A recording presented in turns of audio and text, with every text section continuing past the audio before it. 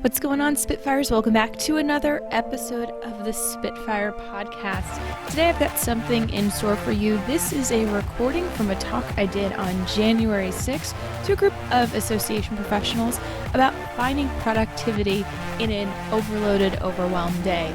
Now, January 6th, if you can remember, was a bit of a chaotic day around the US and I think around the world as we were glued to our screens. And little did I know that when I was recording this, my phone was filling up with alerts because you know why? I use Do Not Disturb. So I hope that you enjoy this, you grab some nuggets. It's about 15 to 20 minutes, so if you're not driving, grab a notebook. If you are driving, you can come back to this and you can grab some more notes. So without further ado, here is the recording of how to find 25% more time in your day. Well, we are going to spit some fire, and we're going to help you get that energy that I've been spitting out. Put it in your pocket, use it for later, use it, whenever you need to. But we're going to just jump right in because we got 20 minutes and counting down. And I know that you guys are facing some serious distractions today. If you've been looking at your phone, it's been a little active in the DC region and in Georgia. But you know what? I'm gonna make you focus on you right now. So let's just go for it. We're gonna share the screen. And I'm going to share my little nuggets of wisdom that I've picked up along the way from my own stumbles and from my clients so that you don't have to anymore. So today we're going to talk about how to get 25% more time in your day. Now, did you know that according to the Bureau of Labor Statistics, the average American works 8.8 hours? Now, this was all before the quarantine where, we're just extending our workday and everything else. But did you know that most people are only productive for 2 hours and 53 minutes. That's what's happening. 8.8 hours of sitting in front of the computer, but 2 hours and 53 minutes on average being productive. So, where does the time go? Tick tock, tick tock, tick tock. It goes to a number of places. We can look at the overflow of emails or the excessive Zoom meetings, not this one, but they're killing your mojo. But that's not all we're talking about here. We're talking about the 2.1 hours that are lost to distractions. And then the 25 minutes for every interruption that it takes for you to get back on track. Now, this isn't all of social media's fault. This isn't CNN's fault. This isn't, the election. This is us. So we're going to put the power back in your hands, grab onto the driver's seat, and start making choices that work for you. So first, we need to get really honest about productivity roadblocks. So, let's be real. Are you ready?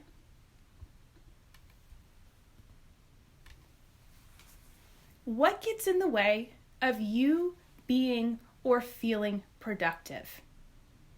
We're going to just take a moment. I know we started out real high energy, but I want you to just kind of settle in and think about what gets in the way when you want to really get something done, when you're like, I got this project, I've got this vision, I've got this plan, but I don't know how to get it done. And it feels overwhelming. I feel like I don't have the time. I feel like things just keep getting in the way. What is it that gets in your way? And feel free to go ahead and pop that up on the chat. We're going to use this later, but I want you to be really honest with yourself. And if you say yourself, I want you to go a little deeper. If it feels like it's something that's, well, my kids are around or my boss is a pain in the neck, I want you to dig even deeper. What is it that's right in front of you that gets in the way every time? And go ahead and write that in the chat, or you can write it in front of you, but just make sure that you give yourself some time and space to do that right now. So I want to take a few minutes to talk about the 4 productivity pitfalls, because we need to know where our energy is going to understand how we can get it back, to understand how we can heal the gaps, heal the wounds, fix what's broken. Because if we take a cracked foundation and we only add tools and tactics, guess what? Over time, it's going to collapse. So this isn't about giving you software or solutions and telling you to go do these 5 things that's going to change your life. We're going to go back to you within this process so that you can help to resolve the bigger issues. Okay, so we're going to dive into the 4 productivity pitfalls, and they're not what you think. The first one is a lack of information. This is basic because a lot of times we skip this.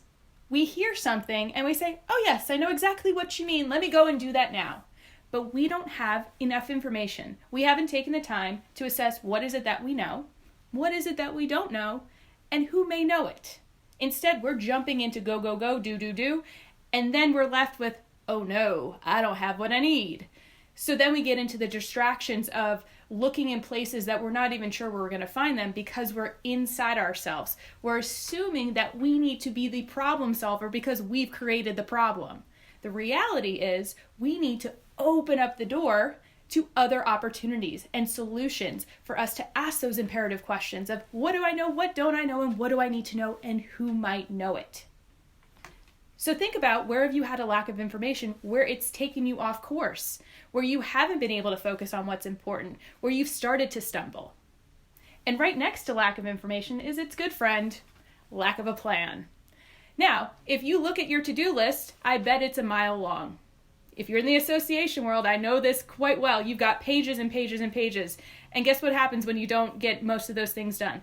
You turn the page to the next day. And you hope that they go away, but you don't really have a plan of attack on how to accomplish it. So if you have ever experienced a lack of a plan, think about, what is my desired outcome? What is it that I want to accomplish? What is the goal? What is the bigger goal and the bigger vision for the organization, for my team? And how do I work backwards in a sequential way to know what steps I need to take? So we got information, we got the plan. Now it's a lack of resources. Now resources can mean many different things. It can be having the tools, having the software, having the expertise, having the support. But if you don't know what you don't have, you can't expect someone else to fill it in for you. And a lot of times this is what happens. We expect people to be mind readers. How would you not know that I need this support? How could you not tell? Well, I got a little secret for you. The people who are in the roles that you guys are in look like you got it all together. So nobody knows that you need help until you raise your hand and say, hey, need some support here. And guess what? The more specific you are, the more people will come in and say, yeah, I can do that, or I know this person who can help it. But if it's too broad, if it's too general, people have no idea where to come in and help you. So with all of these, with the lack of information, lack of a plan, lack of resources, be specific. It helps you and it helps other people. Now the fourth pitfall. This is coming up a lot. It's a lack of passion. A lot of us have been burnt out this year in particular. Holy crap, it has been a year and I'm not going to dive into it. But wherever you have been stressed out, stretched to your limit, it's made you question why you're doing the work that you do. Or maybe you've rediscovered this passion. But if you're not connecting to it, if you don't know your motivation, what gets you up in the morning, what gets you excited, then you're not going to have the energy, the engine to make everything else happen. So think back to when you were most excited. What got you started doing the work that you're doing? What is the type of work that gets you up in the morning that you can't wait to do? And how do you start to incorporate that into your everyday? How do you say hell yes to those things and say, not for me, for somebody else? If we're always in do mode, if we're always in yes, we're not even creating space for the hell yes. We're taking on the mez of the world. So think about where you can create the space so that you can make room for your passion to come through. If we're buried under all of the obligation, we're never going to be able to tap into it. So these are the four things. And I know I'm talking fast, but I'm going to keep going because this is New York. It's a New York minute. So information. What do I know? What don't I know? Who may know it? Plan. What needs to be done when? What is most important? Who needs to be involved? Resources. What support do I have in need? What expertise do I have in need? What tools do I have in need? And passion. What do I love to do? What makes me feel inspired? And what makes me excited when I first started? At any point, you can go back to any of these questions and you can just ask yourself these questions. And if you don't have enough information, guess what? Phone a friend, have a conversation with a coach. This is what we're great for. So these are the four pitfalls. And I guarantee that anything that you put before the things that get in your way will come into one of these four buckets. And these are the questions you can ask yourself. And it might provide insight for these other areas. So now I'm going to share with you the 6 well, first we're going to do a nice quote because that's just what people do in presentations, right? A problem well defined is a problem half solved. So when you have more clarity on your issue, when you have more information and description about your problem and what you're trying to do, it is already half solved. You are already seeing the framework emerge. You ever done a puzzle? When you can get the framework done, when you can start to create little pieces, you can see the pieces that are missing and you know what to fill them in with. So first, start with what you're working with. Define what the problem is, define what might be missing, and then start to call in the support to see where you can fill that in. So now I get back to my other point. The 6 micro shifts to help you own your day. You see, the big thing about distractions and interruptions is that they're from outside of us. They pull our attention away. They take us away from what's important. So what's the counter to that? Well, it's getting back to us. It's getting back to the driver's seat on how we can take control of our day. So these are 6 micro shifts. They're not going to take a huge lift, but they are going to take intentionality and you being deliberate and consistent. Okay? So that's what you got to pledge to me today, that you're going to do at least 1, 2, 3, 4, 5, or all of them so that you can start owning your day. And the first one is super simple. Ready? Let's take a breath. It's so important and something that is so overlooked. I've literally been speaking a mile a minute, not controlling my breath very well, and I'm starting to feel a shortness of breath. Well, imagine doing that every day because you're doing it. But the more that we can open up our diaphragm, really just bring the air in through our nose and exhale, it allows us to take the weight of the world off our shoulders for just that moment. It allows us to come back to center. It allows us to focus on what's most important, ourselves, our own well-being. Because guess what? If we're not taking care of that, nobody else is. We're spending so much time taking care of everybody else's stuff that we forget about what we need. So take a deep breath, move your body, shake it out, stand up, walk away, come back when you want to. The choice is yours, but you got to take advantage of it on your own. Now the second one, set your intentions. Now, if you are in the woo-woo world of self-help, you've probably heard this a bit, but I want to clarify what this means. An intention is the feeling that you want to feel when you have accomplished something. So if you think about a goal that you're setting, why do you want to accomplish it? What does it make you feel? How do you show up? Your intention is, I am confident, I am open, I am powerful, I am empowering.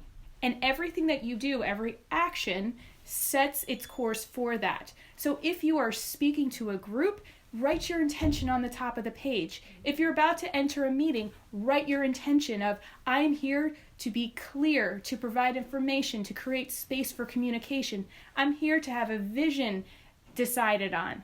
But if you're not clear on your intention, your goal is going to be floating out in the ethers. So get really clear on that.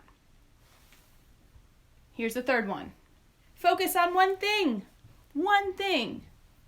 And if you don't know how to focus on one thing, guess what I have for you at the end of this? I have a 5-piece toolkit ebook all on prioritization. So it's got 5 different ways that fit your preference on how you can decide what is most important and when.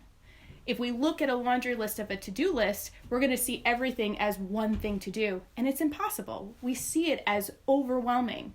So if you can imagine your to-do list as a Jenga board, imagine that each task is a block. Close your eyes. Look, we're breathing again. And we're going to imagine that one of those tasks wants to be wiggled. It wants to be moved. We're going to focus on that thing first. Distractions come in when we're not focusing on one thing and we're looking for an exit strategy. We're looking for a distraction to take us away from having to do the hard work, the necessary work. So focus on one thing at a time. Make one priority a day of saying, if I get this accomplished or when I get this accomplished, I'm going to feel really awesome. And then I'm going to move on to the next thing. So we want to focus on what is reasonable and realistic so that we can actually get the stuff done and not beat ourselves up. And here's the next one. I want you to be honest with yourself. We are not machines. We are not renewable resources of energy. We have a limit. That's why productivity only lasts 2 hours and 53 minutes. And guess what? If you can get a lot of work done during that time, you're well ahead of the curve. So think about what is possible, what is realistic for me to do right now with the energy and the resources and the time that I have. If we're not honest with ourselves, we're lying to ourselves. And then in turn, we're lying to everybody else. So you got to start with having that internal honest conversation and then feel more confident in speaking up and communicating that. It helps to create honest boundaries, and it helps you to be consistent in creating space for yourself and your creativity and productivity. And this is my favorite little tip. Create time cushions. So if something ends up on your calendar, how do you create a buffer so that you have time to decompress and download in addition to preparing for your next thing? If you wear a chronic calendar stacker, this is going to show up where everything is regimented. Well, guess what? You're going to put a nice little buffer there. So nothing slides in without you being able to have a buffer, whether it's 5 minutes, 10 minutes, or an hour. You need to be monitoring this in a proactive way so that if you know you have a board meeting coming up, it's going to take you time in the beginning and the end. Otherwise, you're going to be rushing around and trying to check those boxes off, and you're not going to be present. And the final one, this is my favorite, and so forgotten, especially now, is track your wins and create a celebration tradition.